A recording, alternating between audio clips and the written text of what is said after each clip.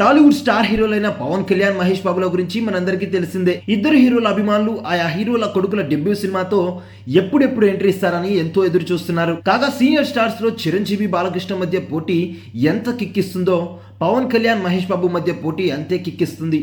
అయితే ప్రస్తుతం పవన్, మహేష్ల సినిమాలు తగ్గిపోయాయి. పవన్ ఏపీ డిప్యూటీ సీఎం కావడంతో సినిమాలకు ఎక్కువ సమయం కేటాయించలేకపోతున్నారు. మరోవైపు మహేష్ తన తదుపరి చిత్రాన్ని రాజమౌళి దర్శకత్వంలో చేయనున్నాడు. ఆ సినిమా రావడానికి కనీసం 2-3 ఏళ్లు పడుతుంది.